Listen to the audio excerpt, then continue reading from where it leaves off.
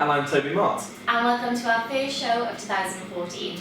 To mark the new year, we've come back with a whole new show. So, for the first time, welcome to Full Time. It's fitting that for our new show of 2014, we've got an absolutely massive sporting event to kick things off. It's the biggest student event in Wales at the moment, and it's the grudge match between Swansea University and Cardiff University, the Varsity Cup. CUTV will be providing extensive coverage of every event, from the opening ceremony to some of the games and all of the surrounding hype. So I assume you'll be supporting Cardiff? Of course, I expect every single Cardiff student to be there, having every single team and supporting. It's an amazing day, and not only is it just a rugby match, it's all the sports around it, and it's just a great one to feel involved in the family of Cardiff Uni.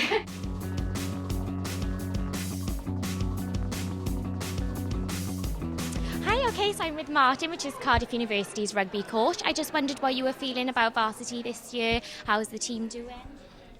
Team are getting better week on week. Probably not the start we wanted to the season. Lost 5 on the bounce. We're getting better and better, and definitely looking forward to the Welsh Varsity match, which is in essence a one-off game, so anything can happen. Yeah. Do you find that that's the most important game in the season then? Obviously it's the biggest student event we have in Wales at the moment. Yeah, I think it's one that the students definitely look forward to. It's sort of a culmination of all the efforts spent in all through the season, really. So every week they're out there in the rain and the wind and what have you, so it's a fitting reward for the season's efforts. Is there any key players we should be looking out for? We've lost probably 3/4 of the squad, but what we have managed to do is maintain. James Thomas, the captain, is behind me. James is a Welsh Premiership player, a former fully pro regional player with the Dragons. Still good enough to play fully regional rugby. Arthur Ellis, open side flanker, plays for the Ospreys, played for him in the LV Cup campaign. Matt Sindenbury, he's captained us throughout the year, really, second row. Yeah, we've got about 5 or 6 core squad players who are good enough to play Welsh Premiership standard. What's your feelings about this year? Like I said, it's very much a one-off event, so the experiences I've taken from Varsity really is whoever manages their nerves the better. Sometimes we started well, Swansea started well, and you still can determine who's going to win, but it's who manages their nerves through that 80-minute period. Most of these boys will never play in front of a crowd of 15,000, 16,000, so it is all about the management of nerves. Hello, I'm Nathan for CETV, and I'm with VC for Cardiff. Colin. So, you said to me before that you went to a varsity match a few years ago. Just tell us about that. Yeah, it was quite a few years ago. It was in 1998.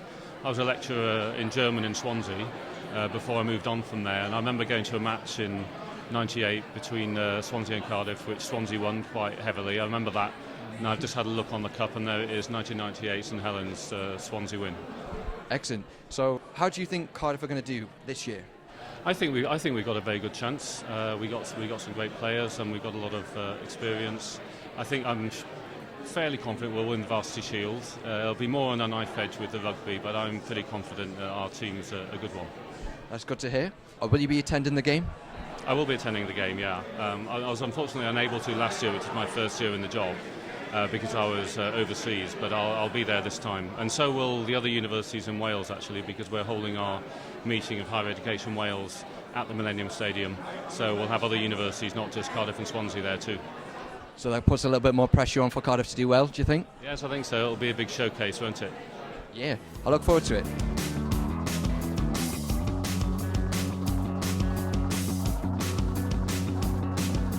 With the theme of new, we decided to bring all new sports coverage to your screens. For our new show, Full Time, Hugh went down to Talibon Sports Hall to watch Have a Go Bounce, the charity event with Trampolining.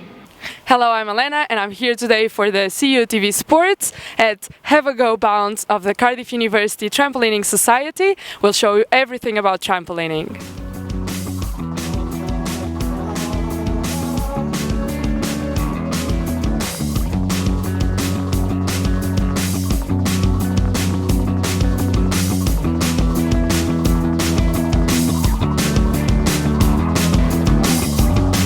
I'm here with Chris and Caris right now. Hello, guys. Hello. Hiya.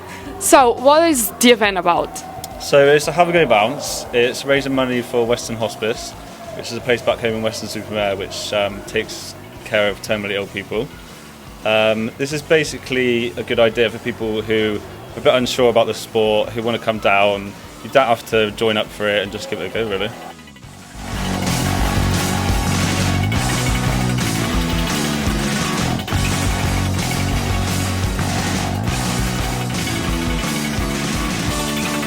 How's it going so far, Caris?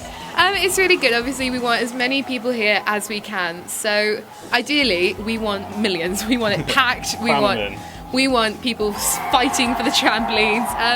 So it's going really well. You know, there hasn't been any injuries at all. No people fighting for the trampolines yet? No, not yet. You know, there's still like an hour left or so. So yeah, it's going really well actually. Everyone seems to be having a lot of fun.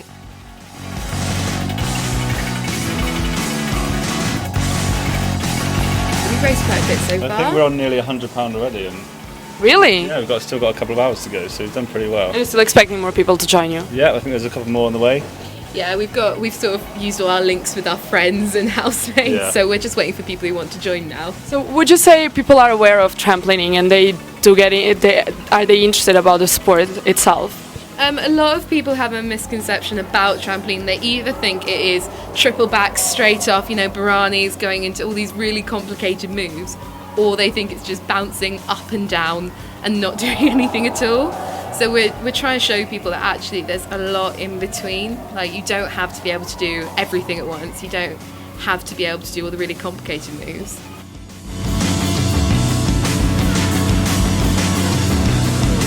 So we're trying to like prove them wrong and say, look, it is quite a good sport, it's quite fun, all levels of people can join it. Is the society here at Cardiff University new, fairly new, or not really? It's been running for quite a while, but I think especially this year, it might be because of the Olympics, we've actually had quite a lot more members join. I think we're on like 80 to 90 members, but recently we were sort of like 50, 60, so it is on the up, so we want to get it even bigger and even better. Are more people beginners or have they done it before? We do get a lot of people who've done it before, and then some people who have never. No, didn't someone ask you what a trampoline was? Out of the freshest fair, girl didn't even know what a trampoline was, and she was like, "Yeah, I'll sign up and give it a go." So those are the sort of people we're looking for: people that just want to give it a go, and not necessarily people that don't know what a trampoline is, but people that just want to give it a go and have some fun. You know, it's loads of fun getting people who have never been before and watching them progress through the year. So they'll start off not even be able to bounce in a straight line. And then by the end of the year they'll be competing and they'll be doing really well, and that's really nice for us to see that. Now it's my time to show what the CUTV team is capable of on top of the trampoline.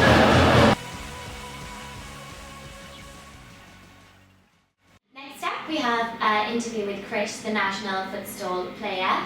The university also just won the National Futsal League. Toby, I wonder whether you could tell us a little bit more about the sports futsal. Yeah, well, it was developed in Brazil during the 1930s and 1940s. Okay. And it's actually played by more people in Brazil than normal football itself, although it doesn't have as many spectators. And a lot of people actually believe that this is why Brazil has such a great international football team. But I don't know why I'm speaking when we should be hearing from the expert. Okay, over to the interview. Hi, I'm James Dennis.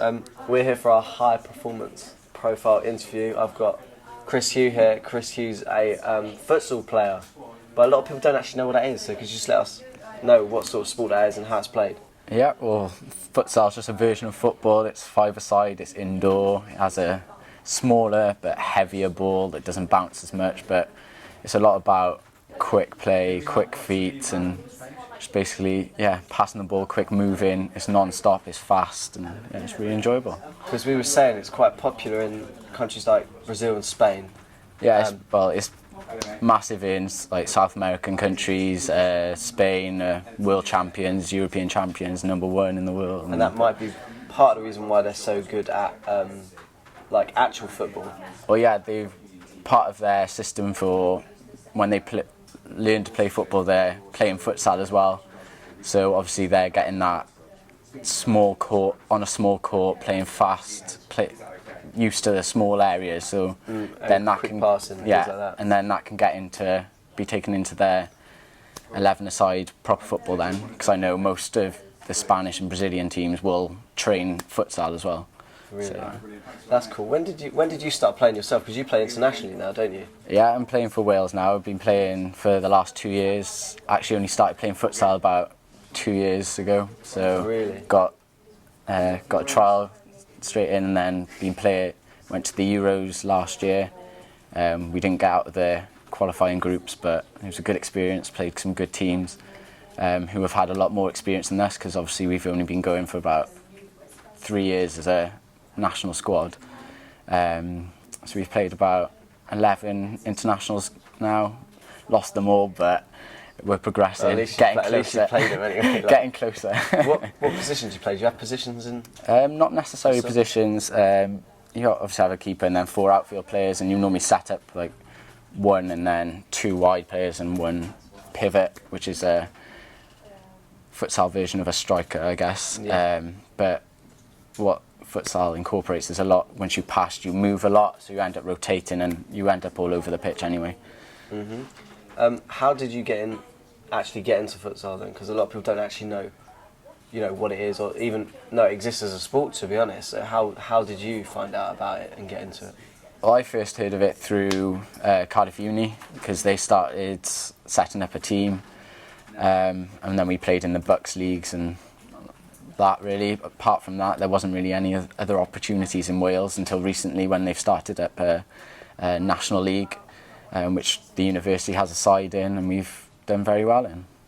All right, okay, and so it is. What sort of other countries do you play? If you play for Wales, don't you? Yes. Like, what other sort of countries, except for sort of South American? Is there a British English team? Or? There's an English team which we've played last year for the first time, and we lost 1-0. It was a very tight affair, but we narrowly missed out. And then we've got them again in March, which is at home this time. So hopefully get a decent crowd and get them back.